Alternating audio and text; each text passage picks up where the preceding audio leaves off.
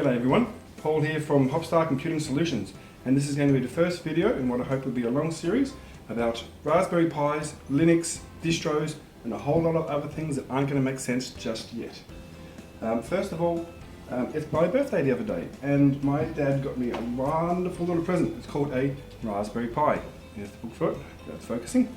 And what the Raspberry Pi basically is a very small computer that's actually quite powerful. It's not quite powerful enough to do things like video editing and high-end games, but the things that you can do with this are amazing. As you can see, this one little book contains 90 different little projects, and we will be working our way through them, learning all about this fantastic thing. Now, normally when you buy a Raspberry Pi, you just get the Pi, and no, it's not the kind of pie that you can eat. Okay. But my dad was very nice, and he got me a kit. It's called a CanaKit, and it's come all the way from Canada, because apparently you can't export these from America. We're not quite sure why, and we're going to do a bit of an unboxing here.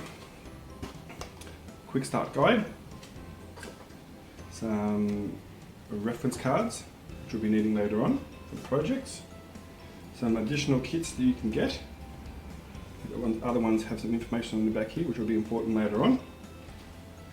I think they call these a breadboard, or it's for plugging in little bits of circuitry, so you can do some pretty cool things by connecting circuitry to the Raspberry Pi. I won't get to that one just yet. What's in this one? This is, I think, the power supply.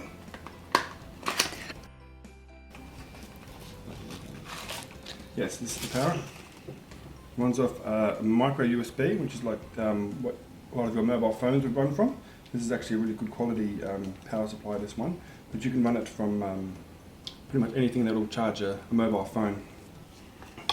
There, no rubbish. This one is to do with some of the things that you can do with the Raspberry Pi. You can connect this to a board, which I think is also in here. Yeah. And you can solder things onto here. So you can solder things onto here. Let's see now. So to give you an idea give you an idea of the number of things that you can do with this, here's some additional things that we'll be looking at much later on the track.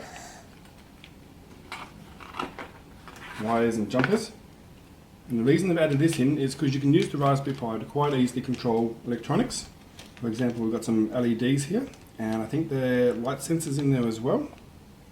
And they're resistors, because you need to put resistors in, otherwise you're going to blow your diodes and things. Okay. They've given us a high quality HDMI cable, which we can use this to connect to things like TVs or computer monitors. In the background there you can see a very old LCD monitor. The price tag on it here is $9.99. I think this might have come from a thrift store of some sort. That's actually also from my dad. He's the greatest collector of computer paraphernalia. Some wiring instructions. We're not going to be doing any wiring for the first few videos. That's going to come down the track. And now, the main event, the actual Raspberry Pi itself. I'll open it from this end. And I knew this was going to be small when I got it, but I never knew it was going to be this small. There's also some instructions in here, which I will need to be reading.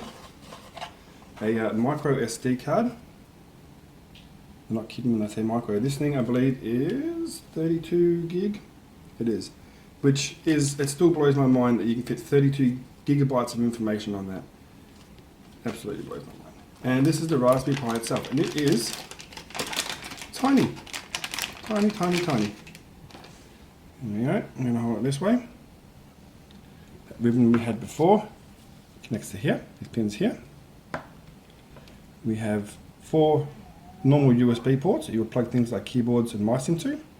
There's a jack here to put your Ethernet cable for connecting it to, say, a modem or a router. There's the don't drop it now. There's the HDMI port, which we connect to a TV or a monitor. Audio jack, and a few other things. Micro SD goes in there. That's where to plug the power in. And just so we can keep it all nice and safe,